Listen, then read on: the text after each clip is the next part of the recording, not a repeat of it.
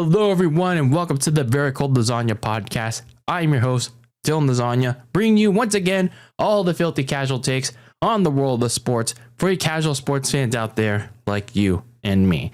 And in this episode number 303, we're here to talk about and review week number 11 in the 2025 NFL season. So we are looking back at the week that was, which again is week number 11, and give you a glimpse of what to look ahead for in the next week, which is week number 12, towards the end of this episode. So we're going to look at all that here in this episode. So if you like what you see here, hopefully you do, by the way, follow me on socials, wherever they are, at Very Cold Lasagna, and listen to the show wherever you get your podcasts or on audio. For all my audio listeners out there, whether it's on Apple or Spotify, please leave a review. And if you're watching this on YouTube, make sure to smash the subscribe button, hit the like button too, and leave a comment down below. Turn on the notification bell. Leave me all your filthy casual takes in the comments below. And yeah, if you're not subscribed already, what the hell are you waiting for? And share this with your friends, share this with your family members, share this with your colleagues, whether you're at work or school, wherever you may happen to be. Share the good, the bad, the ugly about this filthy casual podcast entitled Very Cold Lasagna. So that being said, let's get right into the thick of things and talk about this past week, week number 11.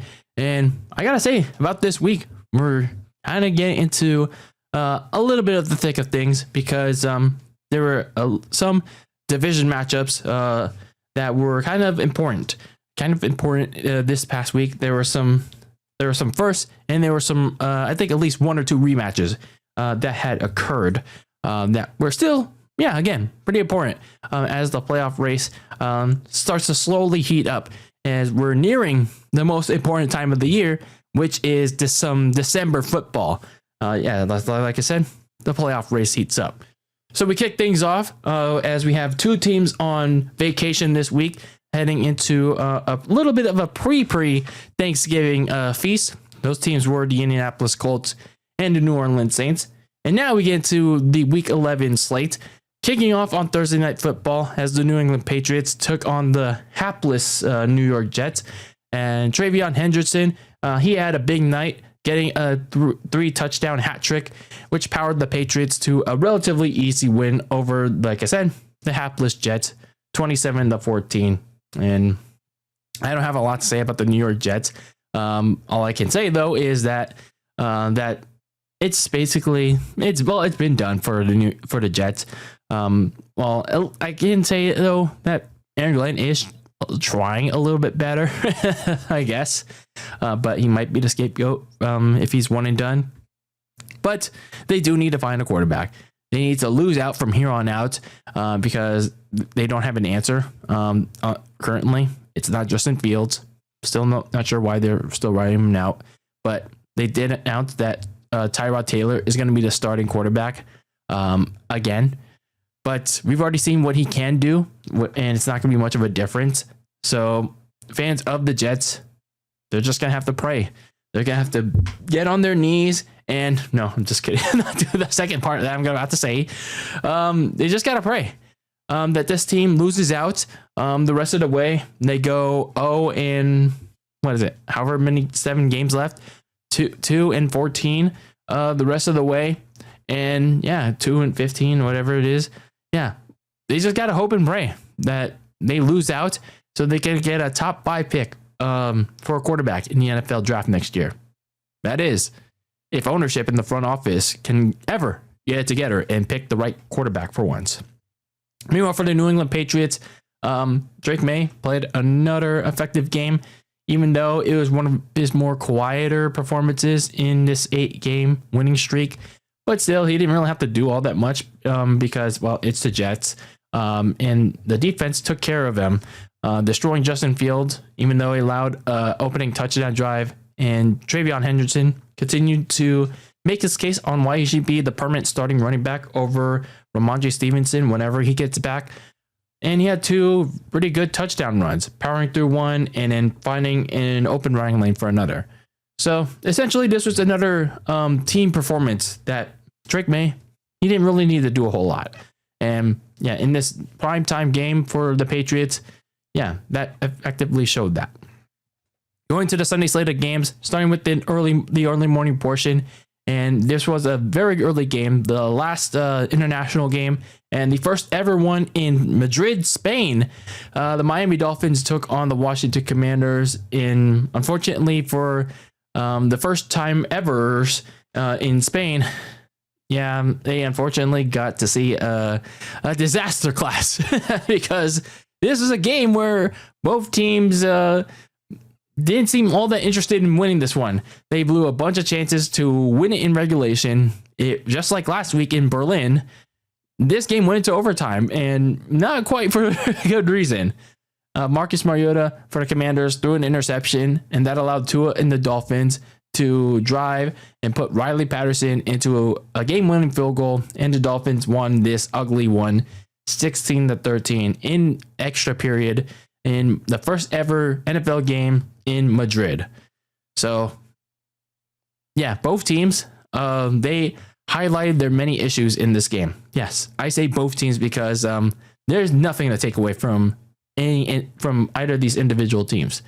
Both coaches, again, they had multiple chances to get touchdowns at the goal line, but rather than like bouncing out, trying to throw it, two downs, two runs, they ran the ball 3 times on 3 downs, and then they elected to go for it on 4th down, showing their conservativeness rather than like, oh, let's try to throw it on 1st and 2nd down, or either run it on 1st and then go for it on throw for it on 2nd down, and then try it again on 3rd down, and then try to kick a field goal.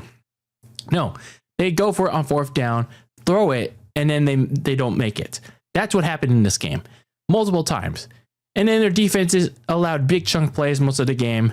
But they at least came through when it mattered most, even though, again, it didn't lead to any points. But in the end, the Dolphins came with the biggest play of the game. And then both quarterbacks didn't play great. And when we equate all of that, Madrid got a comedy show for its first NFL game on the surface when you look at the film.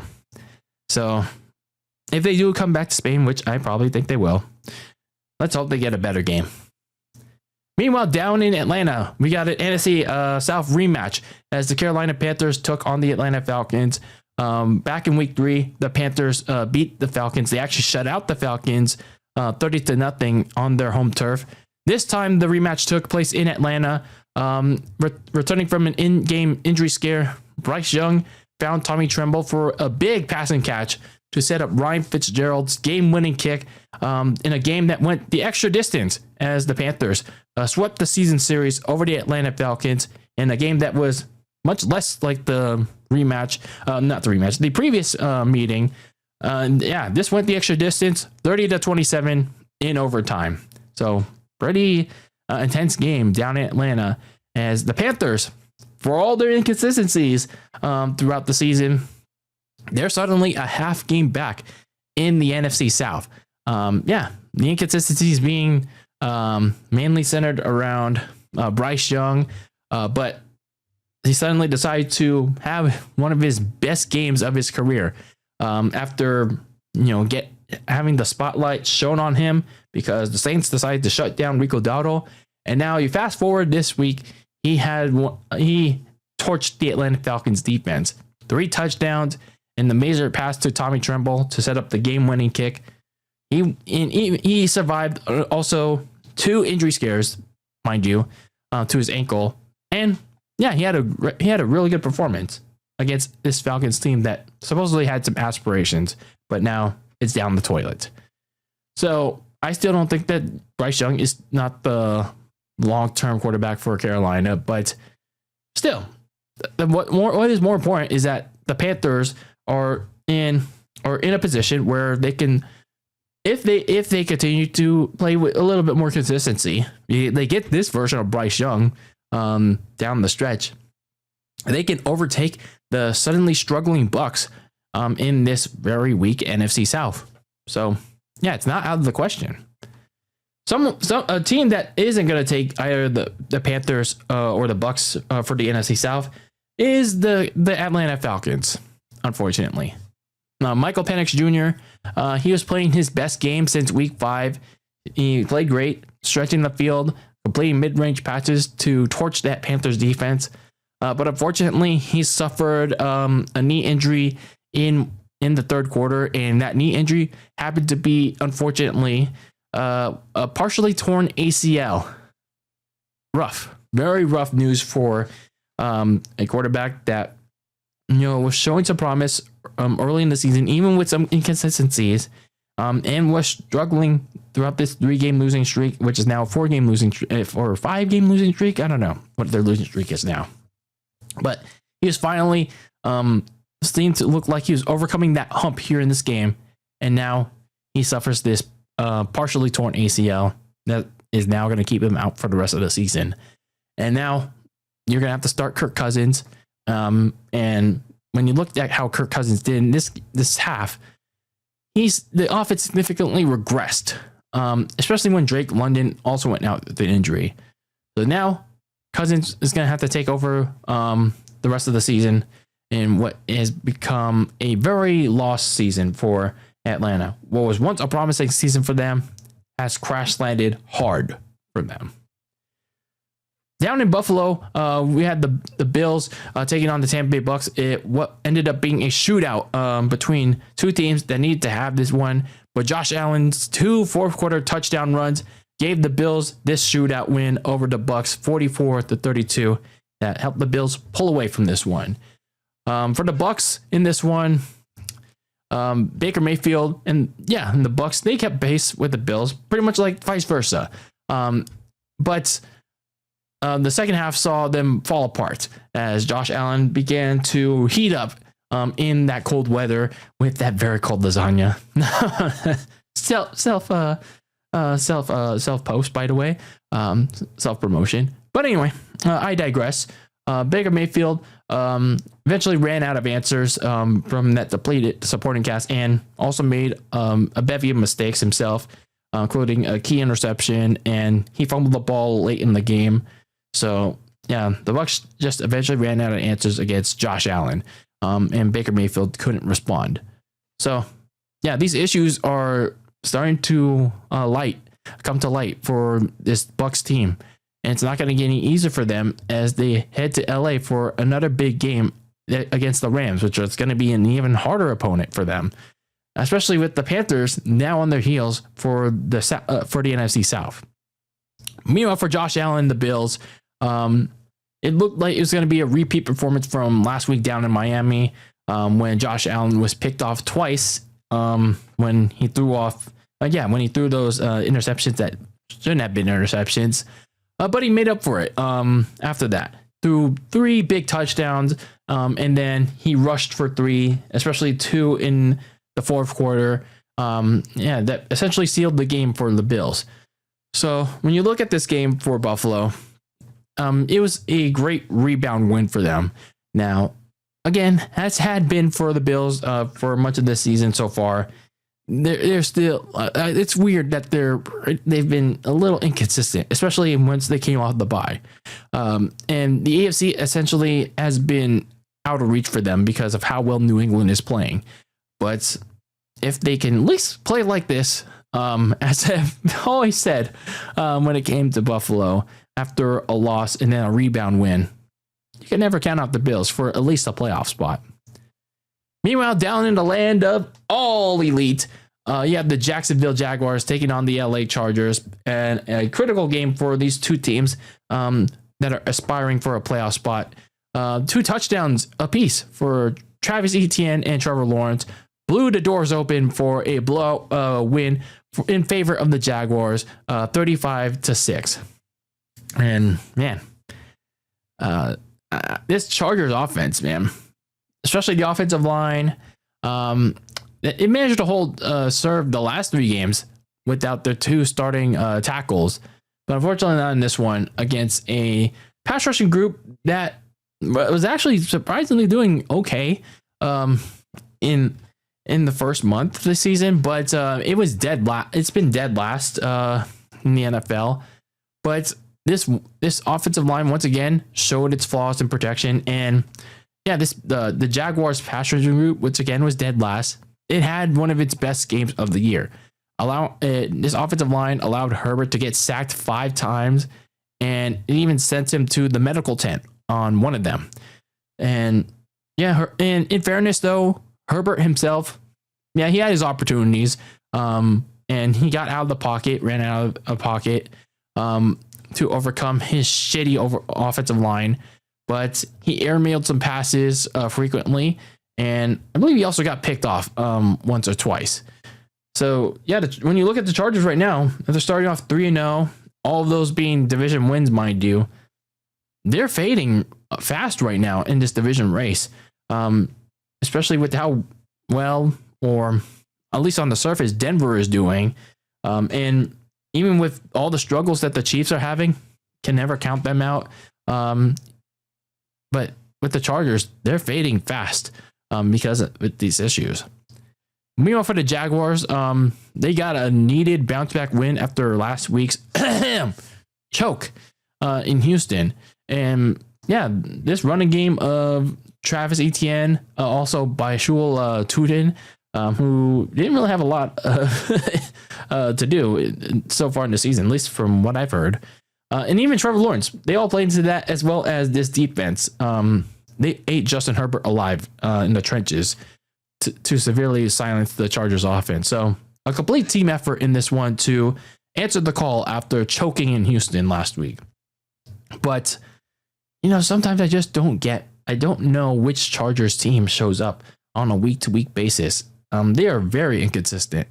And if they want to get a playoff spot, because I'm not sure at this point if they're going to catch up to Indianapolis, unless Indy really chokes down the stretch. They got to be more consistent. The Jags need to be more consistent. Maybe they can start next week against Arizona. Meanwhile, down in Minnesota, the Chicago Bears took on the Vikings in a rematch of a wild Week 1 Monday night game where the Vikings came back down from the dead against the Bears, 27-24 in Chicago. The rematch nearly saw a replication of that because the Bears allowed J.J. McCarthy and the Vikings to come back late again, but Caleb Williams and the Bears reversed the script because they successfully came back on their own terms as Cairo Santos finished it off with a long game-winning field goal, 19-17. Yeah, in a reverse of Week 1. So for the Bears, they've won 5 straight games coming back in the final 2 minutes, but a few of those in which they blew the lead and they got to retake in those final minutes. So this game was no different. They allowed J.J. McCarthy and the Vikings to nearly recreate the Monday night game all the way back from Week 1 after you're down 16-3 in the fourth quarter, and they nearly won this game. This team, for as good as they've been heating up slowly, particularly on offense, with Caleb Williams playing mistake-free football.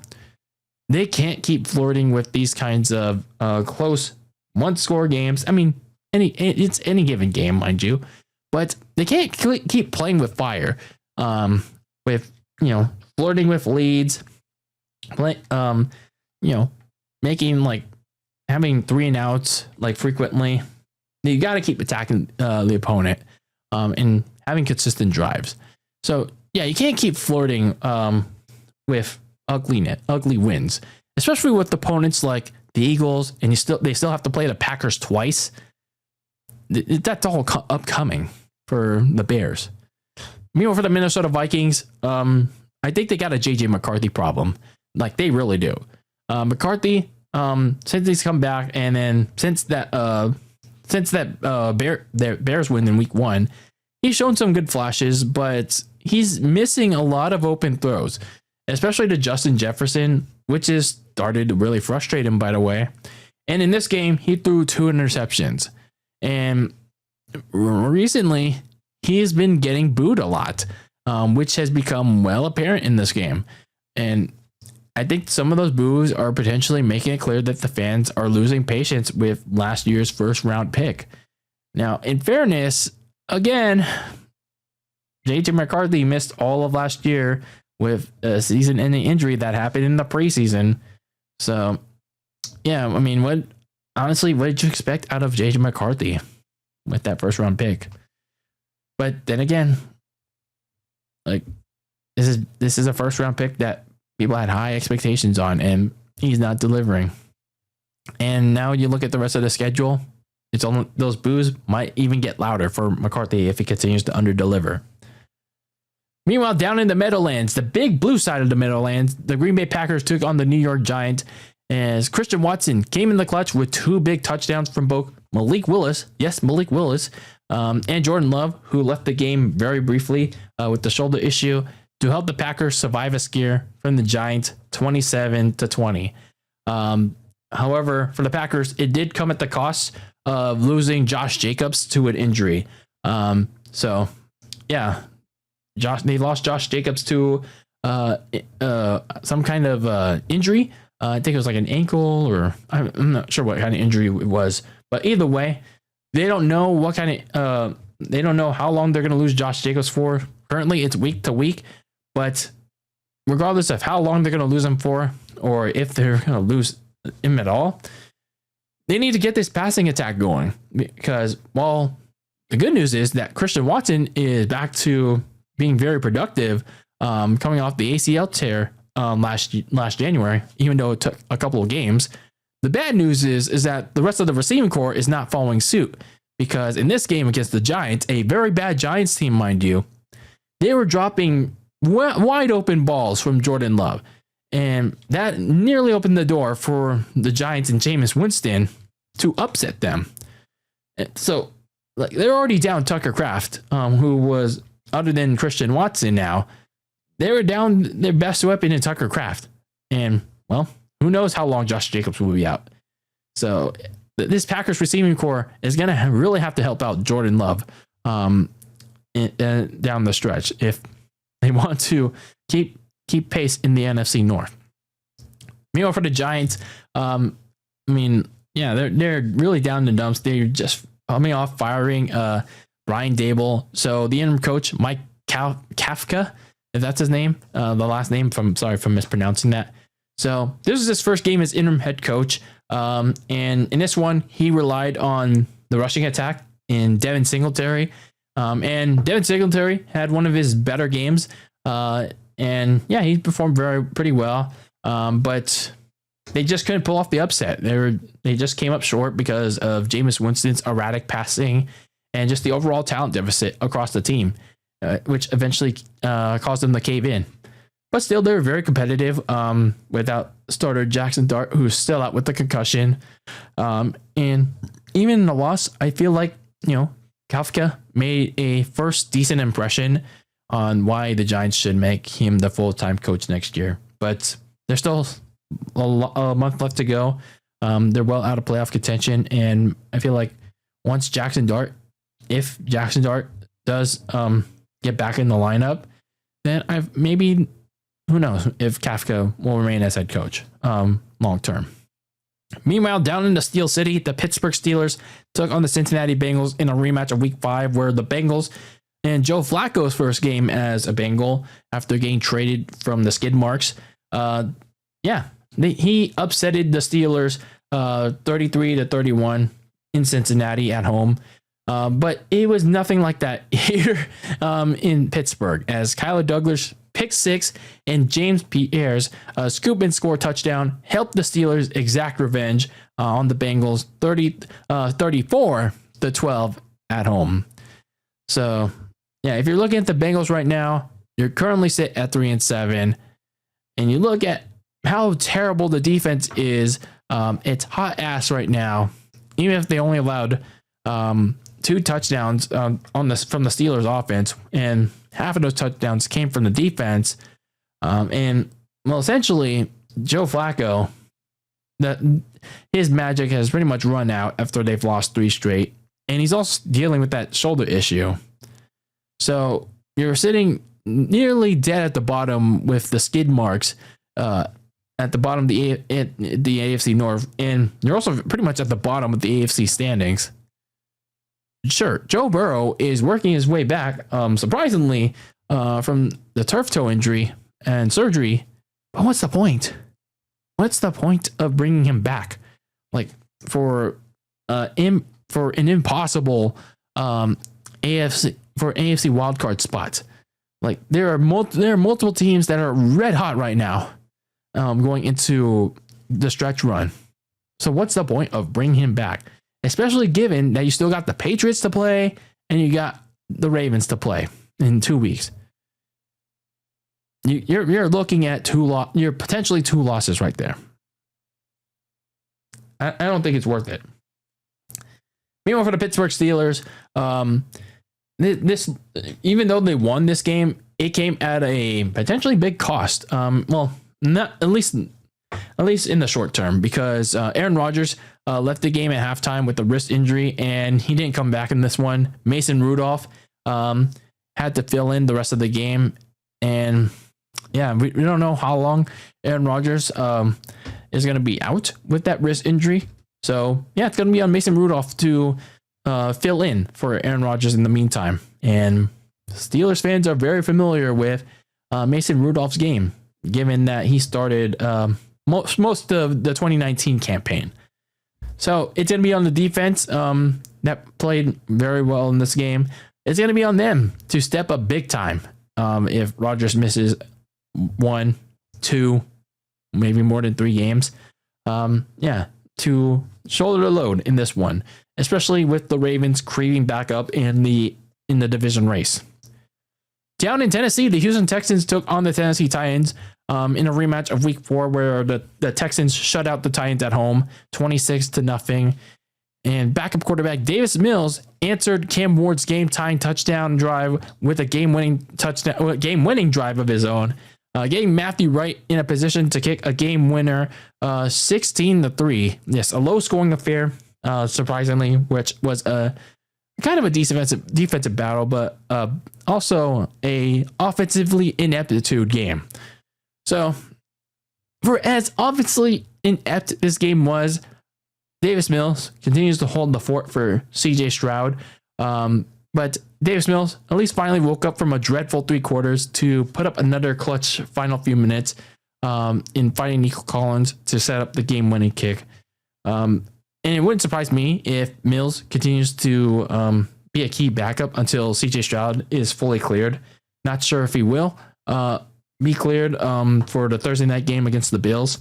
So if he's not, if D'Amico Ryans wants to wait one more game and give CJ Stroud another technically week, like a mini bye out for the next game for CJ Stroud to play, then it wouldn't surprise me. Davis Mills continues to be a serviceable fill-in for CJ Stroud. Meanwhile, for the Tennessee Titans, this is a terrible team right now, but they had their opportunities to win their second game and put a dent in the Texans' somewhat surprisingly playoff hopes, but they just couldn't do it on off. It's been the same. It's just been the theme all season. The offense just couldn't do jack shit. They literally undid the defense's hard work in this game. They sacked Davis Mills. They forced several 3-and-outs, but the offense is pretty much the same story for Cam Ward. And they couldn't do anything to help out their own defense. It really took me a lot to talk about the Titans at this point in the season, but they really wasted a golden opportunity to upset the Texans in this one. Now talking about the late afternoon slate of games, let's talk about my San Francisco 49ers taking on the Arizona Cardinals in a rematch of week number 3, where the 49ers, in their home opener of the season, beat the Arizona Cardinals 16-15 at home in a nail-biter, which saw Eddie Pinheiro kick the game winner and beat the Cardinals. But it was very much different this time around. Sky Moore's big kickoff return to start the game gave the 49ers a very hot start that they never looked back on. Brock Purdy threw for 3 touchdowns. Christian McCaffrey got the hat trick. And George Kittle got 2 touchdowns as the Niners blew out the Cardinals 41-22. And Brock Purdy, being back in the starting lineup, it was a mixed bag of good and some rust. Purdy had some near interceptions, and he looked a little bit uncomfortable in the pocket at times. In fairness, it was due to his shitty O-line, but that's something I'll expand upon when we get into the next episode, talking about my 49ers in depth, as we always do. But he also made some nice throws in pretty quick order to Kittle, McCaffrey, and even Juwan Jennings, who had his very brief appearance, brief targets. It had the offense lighting up the Cards' defense, and it also showed how much Purdy was missed, even though Mac Jones did a really good job in filling in for Purdy for the time he missed. But Purdy was missed for for stretching the field. How much the offense, how much the passing attack stretched the field beyond 15 yards or so. But Purdy's going to face a bigger challenge next week on Monday night against a Panthers team that will have something to play for as well. But having him back in general is a good sight for Kyle Shanahan. Meanwhile, for the Arizona Cardinals, it was pretty much the same theme from last week. That theme was mistakes, mistakes, mistakes. And those mistakes just couldn't carry Arizona out of a hole that they could never get out of. 16 penalties, two picks from Jacoby Brissett, and an unfortunate goal line fumble that nearly resulted in a touchdown, but Upton Stout just snatched that touchdown away from Elijah Higgins, like very close to the goal line. So that was very unfortunate for Elijah Higgins. But yeah, it was a lot of mistakes from the Cardinals, self-inflicted ones for the most part. So, and then you look at how things got late for Arizona. Jacoby in the offense, just like in Seattle, came in scoring points, but way too late when the 49ers were pulling away with a 20-point plus lead in the fourth quarter. So, yeah, it was just pretty much the same story last week in Seattle, just this time at home. Meanwhile, speaking of Seattle, they went on the road to take on the LA Rams in a key NFC West matchup in the battle of first place for the division. And this was a little bit of a nail biter despite how things went. The Rams forced 4 turnovers on Sam Darnold, but for as much as turnovers and choking that Sam Darnold had, he still tried to help Seattle, and he almost did get Seattle the win in this one, but the Rams barely held on off a late Seahawks surge after Jason Myers mixed the game-winning kick, and the Rams won this one 21-19. And man, the Seahawks defense played well in this one. It was a defensive battle in this, and yeah, they really cooled off the Rams offense. But I gotta talk about Sam Darnold. He really choked in this. And what did I tell you last week? Like very briefly, talking about the Seahawks going into this high stakes game. Sam Darnold was heading into 2 high stakes games last year as a Minnesota Vikings. So this, and what happened in those 2 high stakes games in Detroit and against LA, which was technically in Arizona, he flopped. He flopped in those. And it was eerily familiar. And what happened in this one? He flopped again because of those same issues. Getting rattled by pressure, getting easily baited into turnovers. So whether it is as a Viking or a Seahawk, the more things change, the more things stay the same for Sam Darnold. And he wasted a strong defensive performance and kept the Rams offense ice cold despite the box score. So yeah, when they meet again, Sam Darnold is going to have to really make up for it. Meanwhile, for the LA Rams, they rattled Sam Darnold all day long, just like they did 10 months prior when they met in the playoffs when Darnold was, again, a Viking. They forced him into 4 picks and hold the red zone mostly clean until late in the game. But, the offense, Matthew Stafford really struggled in this one. So they were very fortunate that the defense bailed them out against a tough Seattle defense, and yeah, just like with the Seahawks offense that struggled. Yeah, they really gotta, for at least for the Rams that won this one, they owe them. They really owed them. And now they got sole possession of first place in the NFC West. Meanwhile, down in Cleveland, the Baltimore Ravens took on the Cleveland Browns in Cleveland. And they first met back in week 2, where the Ravens in their home opener whooped some skid mark ass, 41-17, all the way back in week 2. It was a nail biter per usual, as it has been in every time these two teams met in Cleveland. Mark Andrews faked a tush push for a long touchdown run before the Ravens prevented Shedeur Sanders, from leading a game time drive. The Ravens held on 23-16. Before we talk about the skid marks, it was an ugly showing for them, with Lamar Jackson once again struggling against the Browns defense in Cleveland. Don't know why he always struggles in Cleveland for some reason. But anyway, he fortunately did enough to assist his team in getting points and the win. And what a gutsy call from Todd Monken, doing the fake tush push with Mark Andrews. So good stuff. Even though it was ugly, the more important thing is that they won.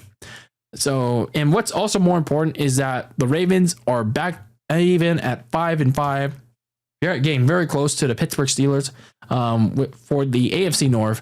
But even with the Jets and the Bengals up next on their schedule, they have to play much cleaner football these next 2 weeks. They cannot overlook their opponents that are upcoming. Meanwhile, for the skid marks, Dylan Gabriel exited the first half with a concussion. And yeah, that's probably, like, you're wondering, like, why are we talking about Shedeur Sanders after all these months? That's why Shedeur Sanders played in this game. Finally, after all these months, Shedeur Sanders, he finally entered this game. The controversial 4th round pick that nobody wanted, and the skid marks finally happened to pick him up. He finally got to see some real-time action. But people also got to finally see why nobody wanted him. Not just the stupid comments that he made, and for not attending the NFL combine. He holds onto the ball way too long. He fails to make accurate throws. He gets himself baited into an interception against an improving defense. So, but yeah, Shedeur Sanders is not great. Yes, he sucked. But even with this suckage, it's better for Kevin Stefanski to see more of him in action, because I mean, we've seen enough of Dylan Gabriel. We've already seen like what he can offer. So why not like continue to ride the suckage? And you got to see more of what you can from Shedeur, even if he doesn't offer a lot. And Kevin Stefanski was already one step ahead and named him the starting quarterback against the Raiders for their road game next week. Meanwhile, in another key division battle in the West, we had the Denver Broncos taking on the Kansas City Chiefs in the AFC West. And this one was a low-scoring affair, regardless of the box score. And it was a defensive battle that saw Bo Nix hit a critical pass to Troy Franklin to set up Will Lutz's game-winning field goal, and getting a big win for the Denver Broncos over the Chiefs, 22-19. And let me talk about the Denver Broncos first, as the home team. And for as inconsistent as they are offensively, big win for them. Like Bo Nix and the Broncos, they've always found ways to win via the big plays in clutch time. Their defense especially played one of their best games this season. They really showed up to play in this one against their usual thorn in Patrick Mahomes and the Chiefs. Really good, probably one of their better wins of the season, other than the Philadelphia Eagles. So they got the bye week coming up. So they got a chance to reset and hopefully string some things together on offense so they can play a lot better. And not play these like really slow games on offense. But yeah, 9-2 And with the rest of the division currently struggling right now, the AFC West is essentially theirs to lose. So, yeah, the Broncos have a chance to unseat the Chiefs right now, coming off their bye week after next week. Meanwhile, for the Kansas City Chiefs, they were coming off the bye week. They had 2 weeks to prepare for this game, and you would have at least hoped to serve as a potential reset for some of the things that they were lacking in. Unfortunately, it didn't, because even in this defensive, low-scoring slugfest that was mostly on defense, they were making a lot of mistakes in crunch time, like bad coverage, but Mahomes overthrowing his deep threat receivers, and even when he managed to get those receivers in stride, they dropped the ball. And it's not just that. It seems like they are wearing down on all facets, because the defense looked tired. Mahomes was getting sacked more than usual. And yeah, it's just not looking good for the Chiefs right now. And I mean, I didn't want to say that so early, because we still have a month and a half. And yeah, you can never count out the Chiefs, because damn, you know how they always are late in the season. So I will say this though. If they want to make the playoffs right now, and if they want to steal the West back, they got to lock in really fast, because this playoff picture is looking real tight. And currently, as it stands, they are on the outside looking in, and they have not won against the more legitimate playoff contenders. They are 0-5 in these tight contests. Now looking at the Sunday Night Football game for this week, as the Philadelphia Eagles took on the Detroit Lions. It was another low-scoring affair, but all it required for the Eagles was a tush-push touchdown, a few field goals, and unfortunately, some rough ball to aid the Eagles' defense in putting the Lions to sleep, 16-9. Unfortunate that ref ball ended this tight contest. So for the Lions, they had so many opportunities to crack this defense, but they failed so hard. After, in fairness, it was against Washington's totally beat up defense. After, doing well against them, again, in fairness, against Washington, they couldn't do shit against Philadelphia. And with Dan Campbell, being the play caller, you would think that, he would make adjustments, but he didn't. And his decision making didn't help either when the team had its chances.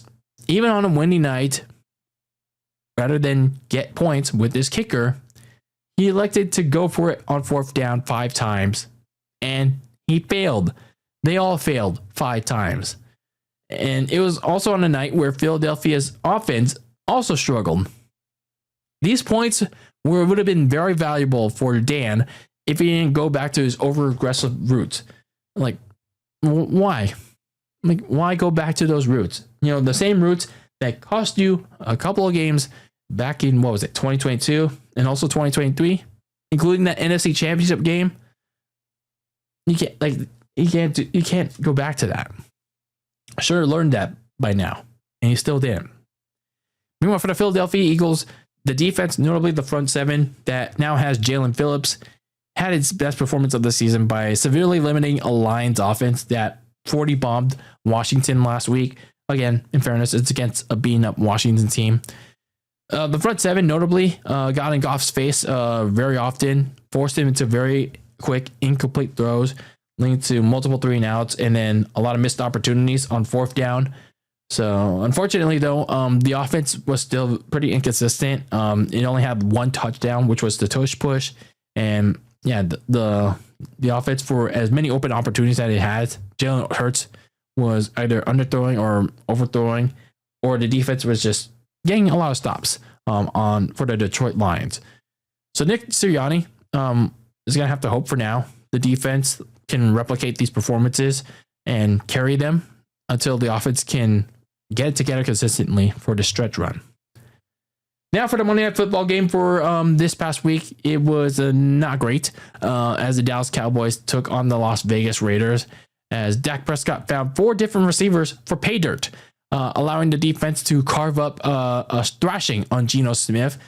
as the Cowboys ran away with this one 33-16 and wasn't even close by halftime. And yeah, this Cowboys team, like, don't take away from this performance thinking like, this defense did great. This defense did well. They can like make a run. They can make a run for a playoff spot. No, don't think that, because even with the little opportunities that the Raiders have, they were still gashing the Cowboys secondary. But no, the front seven still had at least better improved coming off the bye.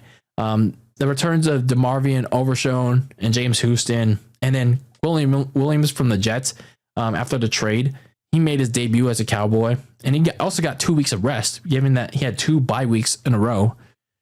So yeah, that front seven at least looked a little more improved with all 3 of those factors. So if they want to have any chance of a long shot playoff spot, they're going to need to replicate that against a much better team in the Eagles in their rematch this coming week, which by the way starts a very tough stretch for the Cowboys in the Eagles, the Chiefs, and the Lions.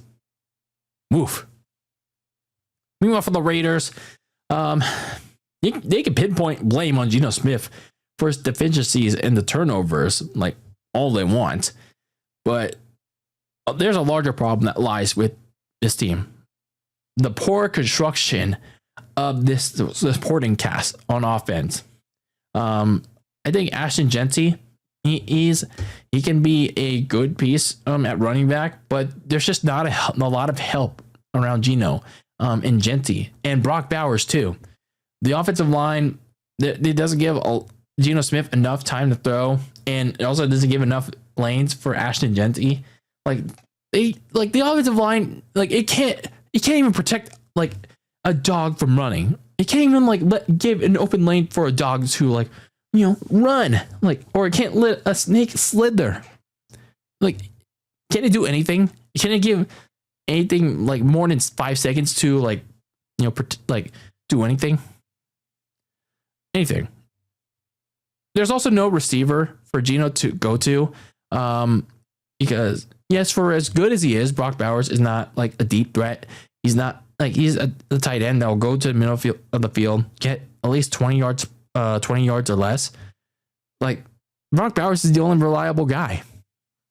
And there's no vertical deep threat for Geno to go to. They traded away Jacoby Myers, but even then, when he was there still, there's absolutely no one. So yeah, when you look at the Raiders right now, they have to focus on these 2 positions in the offseason, especially if Pete Carroll and John Spytek, that head coach, general manager duo, if they want to keep their jobs after 2026 next year. So yeah, that's pretty much how things went in week number 11. Let's wrap things up with my winners and losers, and then look ahead to week number 12. So looking at the winners of this past week, the LA Rams, for as a slugfest as they were against the Seahawks, the Rams defense stepped up for a struggling offense, their own struggling offense, forcing 4 turnovers on Sam Darnold. We'll talk about Sam Darnold a bit. The Denver Broncos, their own defense made life a living hell for Patrick Mahomes, but in a general sense, this was a big win for them as they took sole possession of the AFC West, and they're in pole position as long as they don't choke it away. And the Carolina Panthers, they got a kind of big win over the Atlanta Falcons, sweeping the season series. And all of a sudden, if they can stay consistent and they can generate a few wins before and after their bye week, they're in the sudden driver's seat for the NFC South or the Tampa Bay Bucks. Meanwhile, looking at the losers for this past week, Sam Darnold. This was another key game, important game of the season for him and the Seahawks, and he absolutely choked. Four interceptions, couldn't do anything at all in this game other than the last 2 minutes, but they need more out of Sam Darnold, and wasted away a good defense performance against that Rams offense.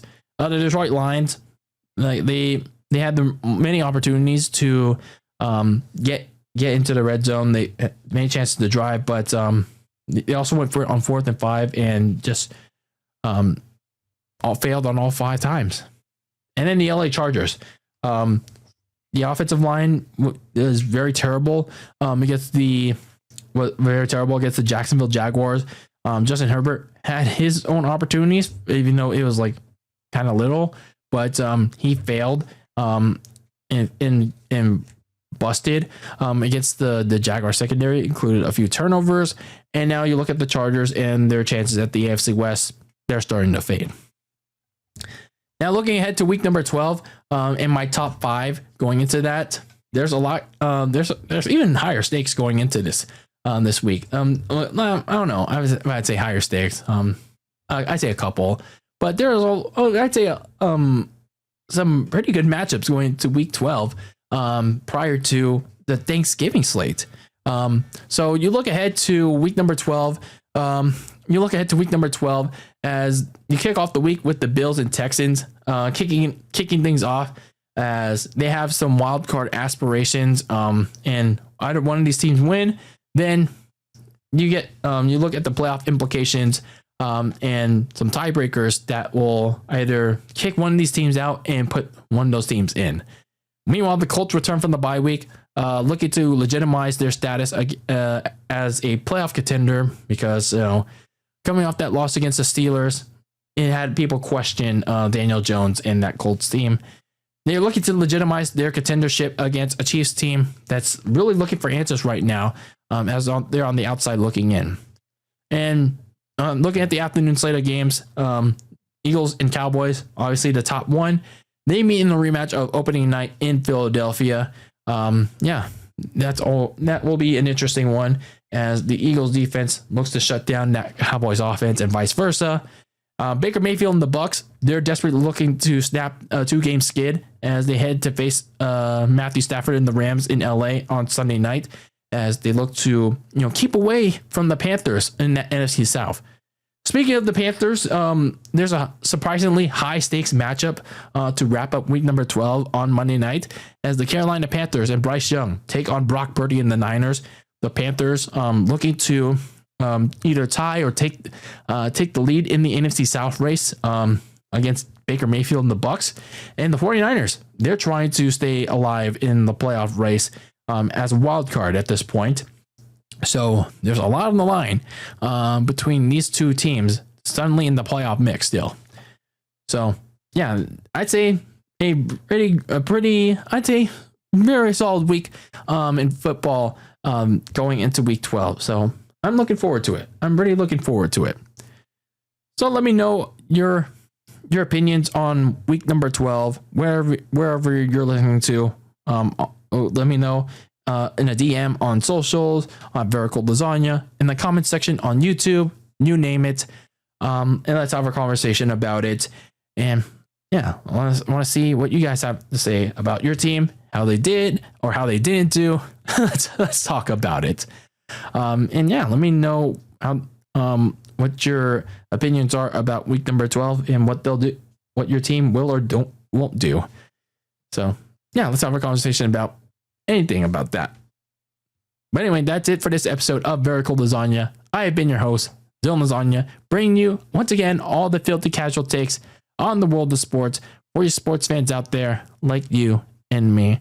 Wrapping up episode number 303. And until the next one, keep that lasagna very cold in the fridge with your takes on the world of sports. And yeah, that's a wrap on this one. And until I see you when I see you in the next one. Peace out.